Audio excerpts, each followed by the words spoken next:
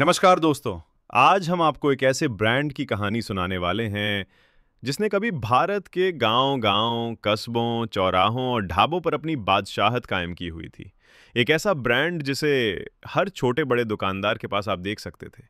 लोग दुकानदार से कहते, "भैया, एक भोला देना।" जी हाँ दोस्तों, हम बात कर रहे हैं भोला छाप तंबाकू जिसे लोग प्यार से भोला कहकर बुलाते थे। लेकिन क्या आपने कभी सोचा है कि ये भोला छाप आखिर आया कहाँ से? इसे बनाने वाला कौन था? ये कैसे इतना मशहूर हुआ? और फिर आखिर क्यों ये धीरे-धीरे मार्केट से गायब हो गया?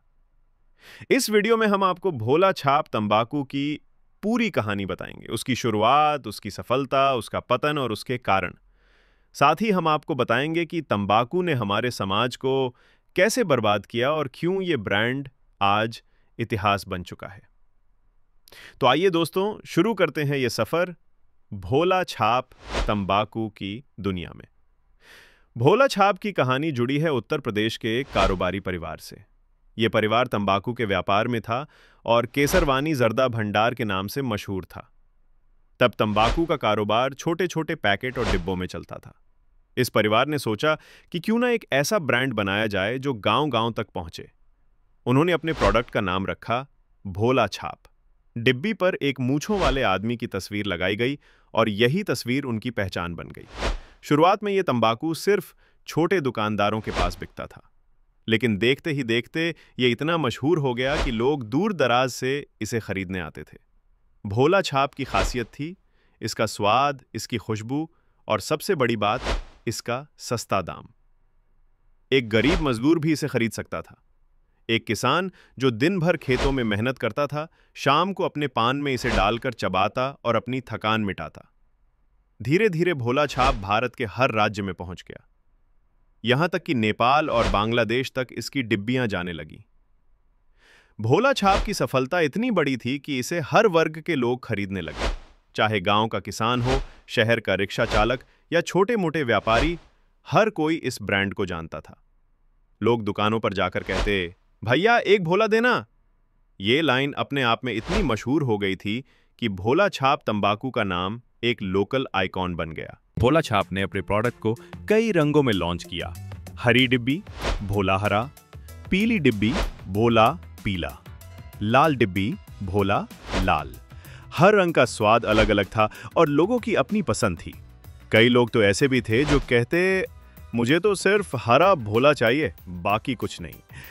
भोला छाप की एक और सफलता का राज था इसकी आसान पैकेजिंग। छोटे डिब्बे जेब में आसानी से आ जाते थे और जहां चाहो वही खोलकर खा सकते थे। इस ब्रांड की मार्केटिंग ज्यादा नहीं थी, कोई बड़े विज्ञापन नहीं, न ही टीवी पर प्रमोशन। बस लोगों का स्वाद और आदत ही इसका सबसे बड़ा प्रचार बन गया। लेकिन दोस्तों, हर ब्रांड की तरह भोला छाप की चमक भी हमेशा नहीं रह पाई। धीरे धीरे इसका पतन शुरू हुआ। सबसे पहले हेल्थ अवेयरनेस बढ़ने लगी। लोग समझने लगे कि तंबाकू खाने से कैंसर जैसी घातक बीमारियां होती हैं। सरकार ने भी जगह जगह तंबाकू के पैकेट पर चेतावनी लिखनी शुरू कर दी। तंबाकू स्वास्थ्य के लिए हानिकारक है। इसके बाद आया कानून और टैक्स। सरकार ने तंबाकू पर भारी टैक्स लगाए। कई राज्यों में गुटखा और जर्दा पर बैन लगा दिया गया। तीसरी बड़ी वजह थी कंपटीशन। मार्केट में राजनिगंधा, विमल, पान पराग और दिलेर जैसे बड़े ब्रांड्स उतर आए। इन कंपनियों ने बड़े बड़े विज्ञापन किए, सितारों से ऐड करवाए और युवाओं को आकर्षित किया। वहीं भोला छाप उसी पुराने अंदाज में चलता रहा। न ब्रांडिंग बदली, न पैकेजिंग, न कोई नई रणनीति। धीरे धीरे भोला छाप सिर्फ बुजुर्गों और देहात तक सीमित होकर रह गया। शहरों में नए ब्रांड्स ने पूरी तरह से कब्जा कर लिया। अब यहां पर एक बड़ा सवाल उठता है, भोला छाप तो एक ब्रांड था, लेकिन तंबाकू ने समाज पर क्या असर डाला? दोस्तों, भारत आज भी दुनिया के उन देशों में शामिल है जहां सबसे ज्यादा लोग तंबाकू खाते हैं। वर्ल्ड हेल्थ ऑर्गेनाइजेशन यानी डब्ल्यूएचओ की रिपोर्ट कहती है कि भारत में हर साल 10 लाख से भी ज्यादा लोग सिर्फ तंबाकू से होने वाली बीमारियों के कारण मरते हैं। तंबाकू से होने वाली बीमारियां, मुंह का कैंसर, गले का कैंसर, दांत और मसूड़ों की बीमारी, पेट और फेफड़ों का कैंसर और कई गंभीर सांस की समस्याएं। सबसे दुखद बात यह है कि तंबाकू का शिकार ज्यादातर गरीब और मध्यम वर्ग होता है। किसान, मजदूर, रिक्शा चालक, छोटे दुकानदार जो दिन भर मेहनत करते हैं और आराम के लिए कुछ चाहते हैं, वे सस्ते दाम में तंबाकू खरीद लेते हैं। भोला छाप जैसी कंपनियों ने इन्हीं वर्गों को टारगेट किया। 5 या 10 रुपए में मिलने वाली डिब्बी उनकी जिंदगी का हिस्सा बन गई।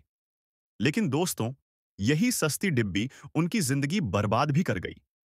कितने ही लोग कैंसर के शिकार हुए, कितने ही परिवार बर्बाद हो गए, घर के कमाने वाले चले गए और पीछे रह गई सिर्फ गरीबी और दर्द की कहानी। दोस्तों, भोला छाप तंबाकू की कहानी हमें बहुत बड़ा सबक देती है। एक समय था जब यह ब्रांड लाखों करोड़ों कमाता था। लोग इसे नाम और पहचान समझकर खरीदते थे। लेकिन समय बदलते ही यह ब्रांड धीरे धीरे मिटता चला गया, क्योंकि जो चीज समाज के लिए जहरीली हो, उसका टिकना नामुमकिन है।